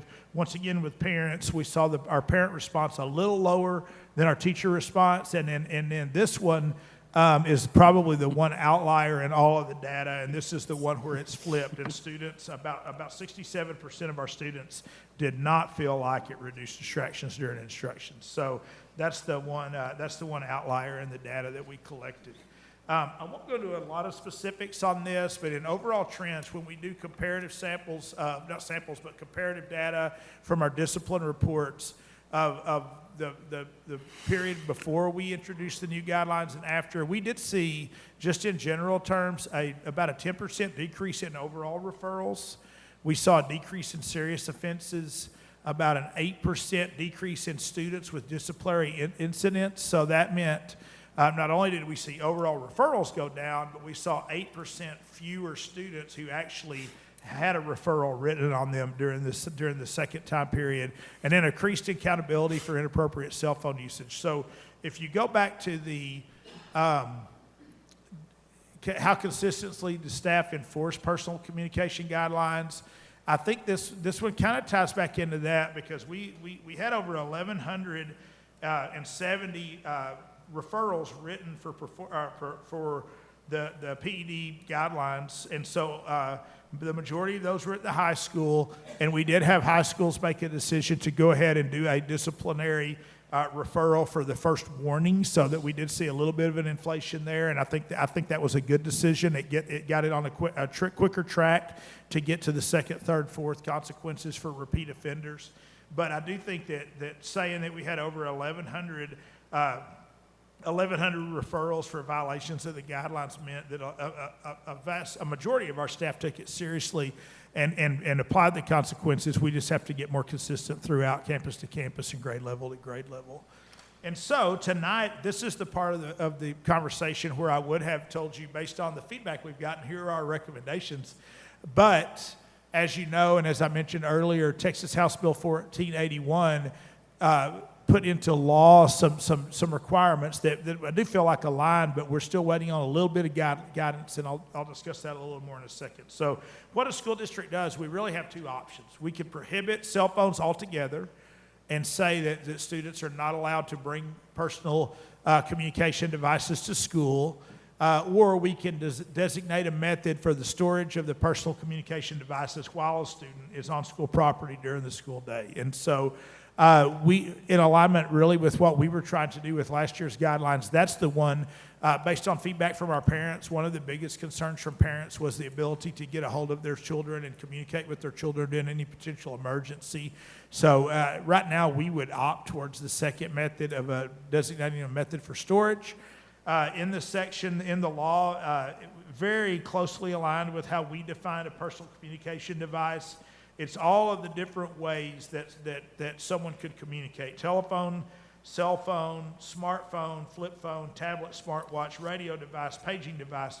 Basically for us, we will keep similar language that was in our original guidelines, as it would be any electronic communication device that's not school issued would be what would be considered prohibited and not to be out during the school day. And then finally, the Texas Education Agency, and this is straight from the language of the law, the agency, the TEA, shall develop and publish in the agency's internet website model language for this policy. So I will say our next steps is to really, the last step that we would like to see is that TEA guidance, and I'll give you a couple of examples on why releasing updated guidelines per the piece of legislation and the new law prematurely could be an issue. So in the law, or in the legislation, it says so you have to meet one of those two criteria during the school day. And so for us, is TEA going to give guidance to define on what means during the school day? Is that from the first bell to the last bell? Is that from the time the student steps on school property until they go home? Does it include school buses? Does it include extracurricular activities? I mean, we have pretty strong reasons to believe where it stops and where it starts, but we would like to see the TEA guidance before we communicate with our families and staff and kids on what the expectation will be. The other one would be there's not a clear pathway for use of a personal electronic communication device as a method of delivering instruction. And we do know that some of our programs, some of our band programs, some of our other programs have come to rely on that. So getting a little bit more guidance from TEA before we give final guidelines out to our community would be wise in our opinion. So really excited about the data we collected. There's some clear parts some clear points and some feedback we received on where we can focus on getting better for this year. Happy about the legislation because it aligns so closely with what our beliefs are and the feedback we've received, and look forward to trying to get the little details figured out and get communication out to our families as quick as possible. I'd open it up for discussion and questions at this time. Any questions for Dr. Morgan? Comments? Chris? Man, do I have a sixth grader, upcoming sixth grader who's upset. Yeah, no phone for him. So I apologize to his friends. Yeah, I mean, Mike and I had a phone conversation earlier today, and he hit on some of the stuff at the very end. I mean, we do have some programs that actually use phones. So, for example, like our marching bands actually use phones as part of their practicing to deliver music and to do their formations on the field and all that kind of stuff, right? So we really do need to figure out, like, what is that? And if there ends up being an acceptable use somehow, being really clear about where is that line, right? Where's the line behind it? It's okay right here, but it's not here, and then it's got to get enforced, right? Making sure that awareness, consistency, enforcement, right? Like that's got to be, all the way across. I'm a little concerned that we're not going to get guidance from TEA before school starts, right? And so that makes things a little hairy. I don't know what we do there. I mean, do we get out in front and make a decision and, have to change it? I don't know, but I think we just need to have really good communication, I think, with our parents, even if we don't know what the exact answer is going to be. Correct. We agree with that, Chris. Yes. For the most part, during instructional time, students were expected to keep their cell phones in their backpacks. What I'm watching across the state, everybody's weighing in right now on what are you going to do? Are you going to go purchase something? Are you going to purchase pouches? All of those things. I will tell you the general consensus, there are exceptions, but I'm seeing a lot of general consensus around they can keep it in their backpack during the day and you don't take it out during the day. Now, is during the day also include a school bus? I mean, those are some of the things we'll need from the Texas Education Agency, but I think the law is clear. We didn't allow it at all, and then at secondary, the only exceptions could be hallways in between passing periods, I believe, and then sometimes at lunch. Well, this would be cell phones in your backpack all day. There's not exceptions to that, with the exception of us figuring out band and their usage of it. So I think we're going to see, okay, they have to be in backpacks put away is potentially what we're going to need to tell everybody until we get additional guidance.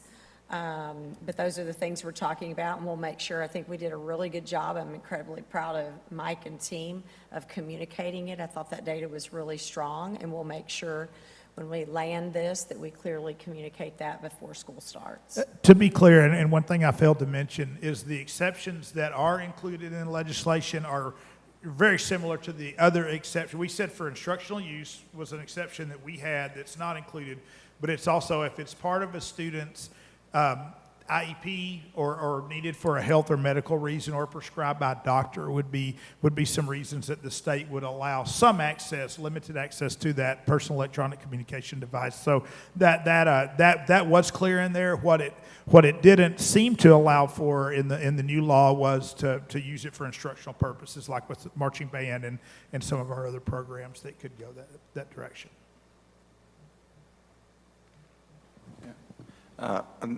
Just generally, I think this is good policy and good legislation, so thanks our legislators for passing it, and a great job by BSD to be ahead of it and already have a policy, so at least we're not going from the Wild West to full stop in 1 year.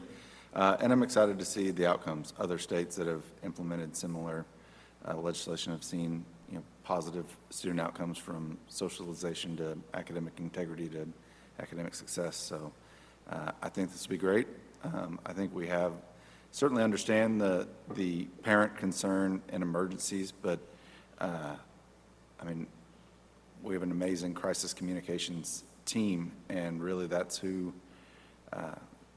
folks should be looking to when there is an emergency, so that we get good, correct information out to the public when something's going on, and we don't get, sometimes misinformation can be harmful, or often misinformation can be harmful, and I know it doesn't always come from a negative place. People are saying what they know or what they see, but really we've got a great team, and they get the information out there. So hopefully that can mitigate some parent concerns. So, thank you. Thanks, Brandon. Anyone else?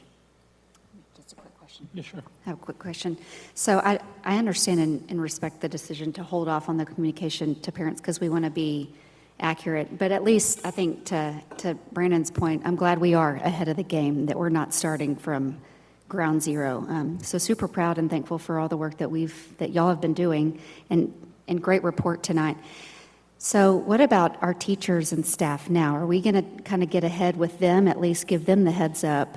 We will. Teachers come back, I believe, on August 1st or so. So we have a small window here, but yeah, we will start ramping up communication.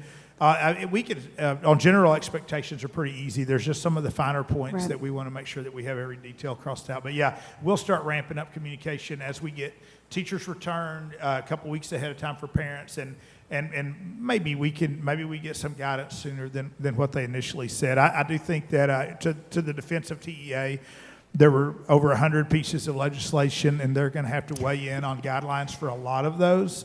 And so, and a lot were deal with finance and some others. So I think they're prioritizing the ones that the districts genuinely need first. And then, but I do know cell phones, because of the urgency and school starting, especially for DOI school districts, that there's going to be some urgency to try to get it out as soon as possible. Thanks. Anyone else? Thank you, Dr. Morgan. Thank you. Okay, moving on to item 5E. I'm sorry, item 5D.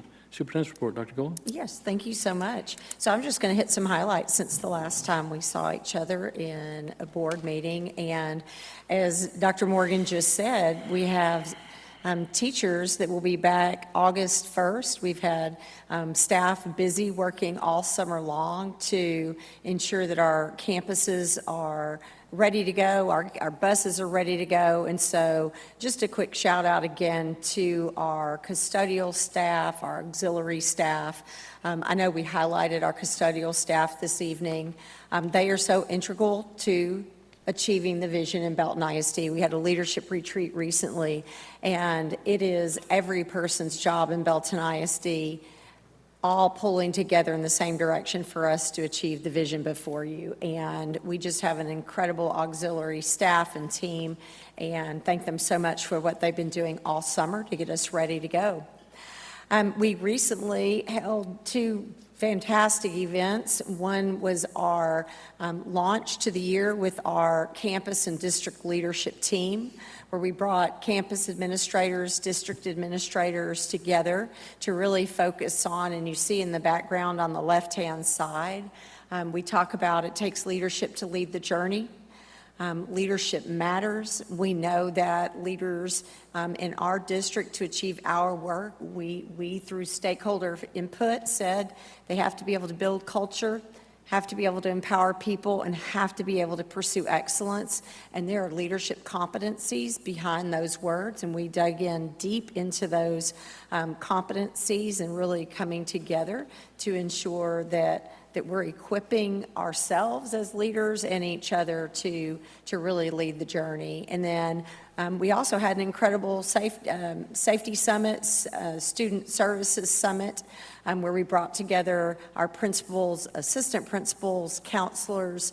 It was a great day of learning, and that's where Hope Squad, one of our key progress measures, we started a really good session with some training around Hope Squad, and actually one of their regional representatives has nieces and nephews that attend school in Belton ISD, so they are super excited to partner with us. Also wanted to hit some highlights. You recognized an international competitor this evening in recognitions, and I want to recognize some national competitors. We have Jesse Persilver on the left-hand side with our incredible Lake Belton High School.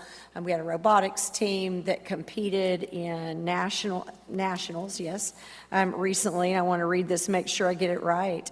They came in 5th place in the nation at the National Technology Student Association.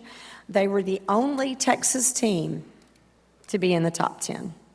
And so that is incredible, and so proud of Jessie. She's a great example of teachers all across this district. There's this thought that perhaps we just shut down for the summer.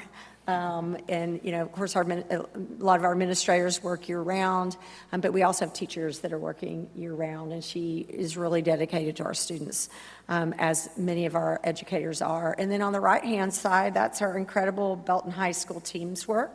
They earned silver, 2nd place in the nation at Skills USA national competition. They got 1st in state and went on to nationals. And so I'd be remiss if I didn't highlight the fact that the New York Times, in wanting to do an article on programs that are really strong in the area of CTE, but also in academics, looked across the nation, and they selected one school district to really highlight. It was Belton ISD and Belton High School. They came and spent time with us, with our students, with our incredible staff. You see Denise Ayers there, and Michael Carrillo, our incredible teacher, and spent time with our staff. And then they followed the students and went to Atlanta when our students were actually competing. And so I know you've probably seen the article. I am incredibly proud of our staff. Last time I looked, there were hundreds and hundreds of comments on this New York Times article from across the world, not just across Texas and across the nation. And I was so proud reading people in Germany, France, Australia, as well as Texas, really proud of our students and proud of the work we're doing in CTE programs. And so just wanted to congratulate them and thank you to all who make this possible. You as a board make this possible. You adopt budgets, you set policy, you hire me, I guess. I had nothing to do with this. But your work impacts this in the programs you approve, the curriculum we approve. You support me in the hiring of staff, and you recognize the great work of our teachers and our students. And so just wanted to end with a thank you to the board for all you do to make things like this possible in our community. Can you read that quote at the bottom of that slide? Oh, yeah. Read that quote. The tiny house. The tiny home construction contest is a big deal in this Texas town.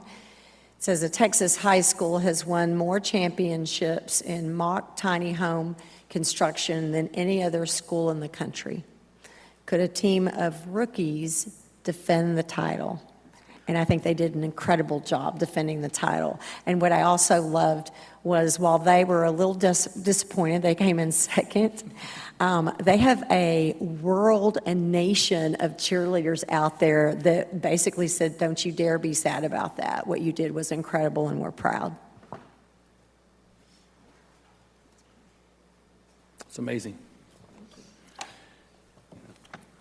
Can I add one thing on here? Absolutely. So unfortunately, our CTE programs are our best kept secret. Right? This shouldn't be, right? I think people don't understand what CTE stands for, right? Career and Technical Education. And they don't understand the breadth of what we have, the power of what we have, the level at which our programs compete at the state, well, in the region, in the state, nationally, internationally. They don't understand it. There's a lot of people in this community that don't understand that. And so I just want to put out to this group and anybody who's listening, right? Like if there's a story that you want to tell about the district, right, about the power of what we're doing from a public education standpoint, CTE, right? That's an easy first place to start. And so I think as we come to the state of the district that's coming up into the fall, like I think we're going to get some more information around, you know, sort of the powerhouse look at everything that's happened over the last year. But this is a great place to tell the story. There's just so many amazing things going on, and it can't be the best kept secret. Like we've got this, everybody's got to know about this thing. Thank you, Chris. Anyone else? Okay, moving on to item 5E, board highlights. This is our opportunity to share prominent highlights from the last month. Anyone care to start us out and share? Yeah, I mean, it started. I mean, it feels like school started already. There are already school activities going on, you know, with our UIL activities. So, yeah, I don't know. I tried to lay low for the last month, but like I'm. Anyone else? Riley? I kind of talked about it earlier, but I just thought it was encouraging to go out there to Belton High School and see so many kids out early in the morning exercising and improving their physical health, and the coaches and everyone else that is there to support them. That's all. Thank you. Anyone else? I do want to make one comment about the Board Advisory Committee. And the last, I guess the third meeting, Chris, you were there. Bond Advisory Committee, I'm sorry. And Riley, you were there. And as I was watching how the members of that committee engaged, it was very enlightening to me. And it's just a testament to what this district does in terms of engaging the community. I mean, it's part of our vision and goals, but we actually do it, and I think we do it well. And that was just an example of that. And that was the thing, that was what was going through my mind.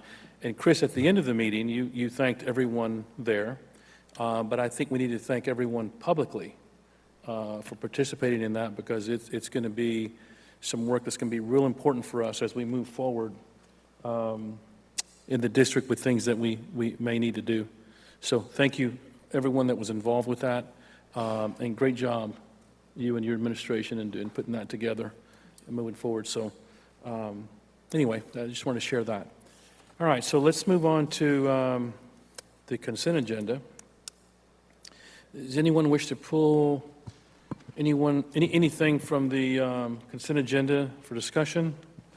I'd like to abstain from K2, please, if we can do that one separately. K2? The Memorandum of Understanding with Temple College. Okay. K2. And I just have one discussion note. It doesn't need to be pulled, but I just would like to say something. Now I can't find it. Where is it? About item J, before we vote. Go ahead. Oh, okay. All right, item J. This one looks a little bit weird, right? Contract with Bell County Office of Elections Administration for election services. So we don't have an election going on, but this is preserving our options, right? So and so from an election standpoint, we're talking about a bond election, and so right now, unfortunately, the county schedule and the schedule that school boards have to declare an election on don't match up. And so if we don't do this right now, we will miss our opportunity to have a possibility. There's no harm in us. If we decide not to go for a bond, there's no exit clause or no negative penalty, for coming out of this. So this is just preserving our ability to have it there and have the resources if we need it. So no real commitment. That's correct. All right. Thank you for that, Chris. I'm still kind of new here, but the consent would be any of the items over 50,000. Is that's included in those, right? Yes, everything Okay. from A to L. Oh, shoot, where am I? I had a question on the computers, on the, what do we call them, the Chromebooks. Am I on the right? Yeah, anyways, on the Chromebooks, I was wondering the cost of those. I got adding that up, and it was like $700, like $680 a piece. I was just wondering why, are those for students? And, why do we spend so much on computers when on Amazon, that you could get one for $200 to $300?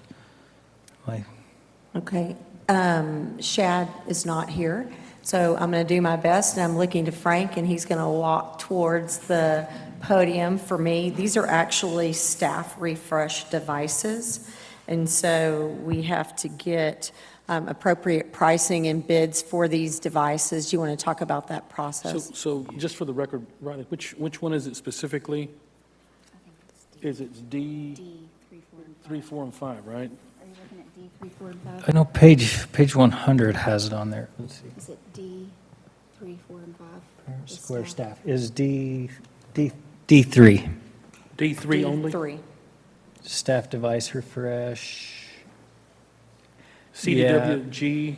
Yeah, For I staff mean, device refresh? probably similar to the Apple staff device refresh, but I know they're more expensive, but specifically it was to the Chromebooks. Sorry to be off guard, I hadn't Yeah, realized it. and Frank, can you explain why we have 3 different ones as well? Yes. Okay. Good evening, Board. So we do have 3. In Belton ISD, teachers get to choose whether they want a PC or a MacBook. Google has released a Chromebook Plus, which is a teacher model. It has an i5 in it, 16 gigs of RAM, 256, same specs as what's in most of the computers that we're buying. The difference is we started pushing Chromebooks in teachers' hands because Google had a huge release that's called Class Tools. What Class Tools allows you to do is from the teacher level, from the OS level of a Chromebook, control exactly what's on all the students' Chromebooks in the class.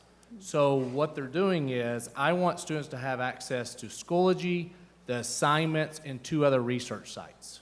And that's all they can get to on a Chromebook. To do that, the teacher has to have a Chromebook. So we bought 72 Chromebooks to test this. We've been piloting in the past. We are down to 8 Chromebooks. So you can see what we're paying for Chromebooks, which is way cheaper than a PC or a MacBook. Most of our teachers live in Chrome anyways, which that's what it runs. We're also buying it with a stylus, so now teachers can write on the screen because it is touchscreen. So that's also their document camera. They can take pictures, they can share students' work, they can see the screen using Class Tools. So we were trying to figure out, Class Tools was released July 1st, how many we would need based on our refresh that we could get in teachers' hands. So what we have found is as we've been showing teachers Class Tools, we had 2 of Google's developers that develop Class Tools come to the district about a month ago at Lake Belton High School and show those teachers. And instructional coaches like, I want a Chromebook now. So we started handing those out. So every time we show Class Tools to teachers, and Anna and I have trained, we have 3 more trains left at Belton Middle School. We have been handing those out, and teachers have been handing in their MacBooks, handing in their PCs to get their hands on these Chromebooks. So that is what those are. That is a Chromebook Plus, a professional model Chromebook for teachers, built for teachers, with a nice stylus. That answers it for me, just that clarification. I thought these were student Chromebooks, or possibly could have been, and that makes a lot more sense, so thank you. Thank you, Frank. Thank you. Okay, so for the consent agenda, we're gonna pull out in this one vote, we're gonna pull K2, Memorandum of Understanding, renewal of Memorandum of Understanding for Temple College dual credit. So for this first one, we're gonna remove that one. So do we have a motion to approve the consent agenda except for that one, and we'll vote on that one in just a moment, as presented? Mr. Bozon, do you have a second? Mr. Norwood? All those in favor, please raise your hand. That passes 7-0. Now, no, 6-0, I'm sorry. No, that passes 6-0, right? Yeah, okay. All right, I keep forgetting that Rutgers not here. All right, so now we need to vote on Memorandum of Understanding, that's K2, renewal of memorandum of understanding for Temple College dual credit. All those, well, I'll give you a motion first. Mr. Norwood, do you have a second? I'll second. Ms. Bass, all right, all those in favor, please raise your hand. Now that passes 5-0 with one abstaining.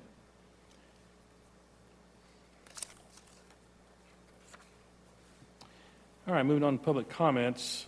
Public comments regarding non-agenda items. Becca, do we have anyone? No one has signed up.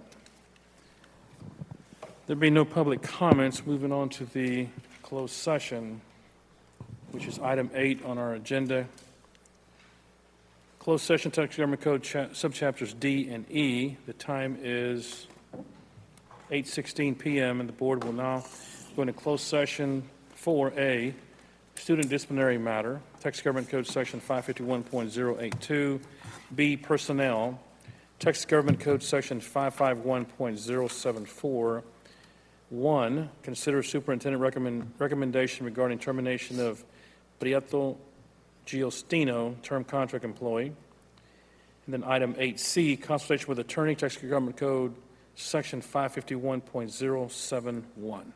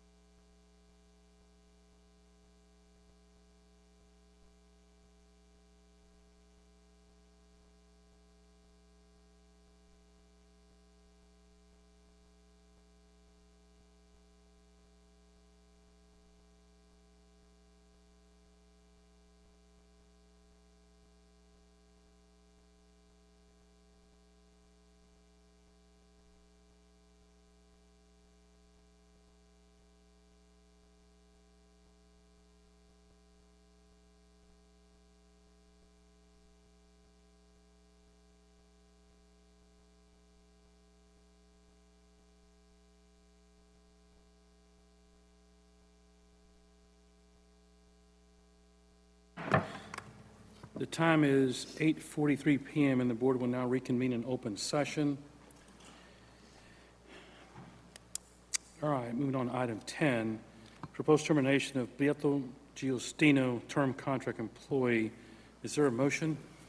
Yeah. Ms. Fleur?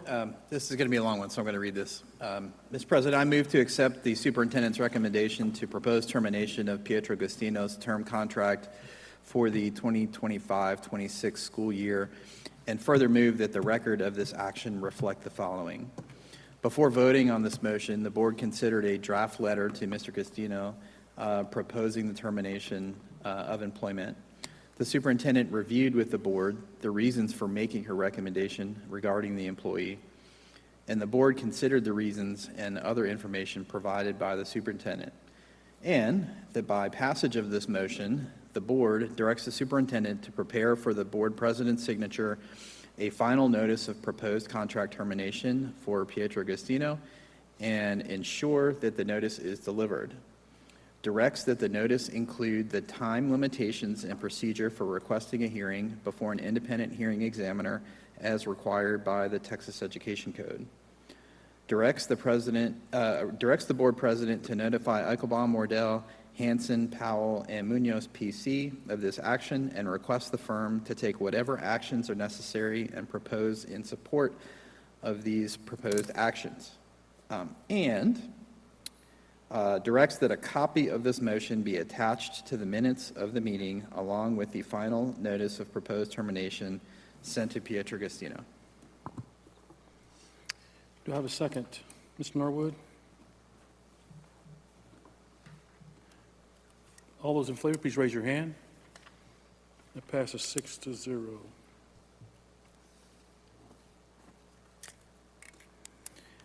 Okay, all action items, reports, and consent items for this meeting have been addressed. There being no further business, this meeting is adjourned at 8:45 PM.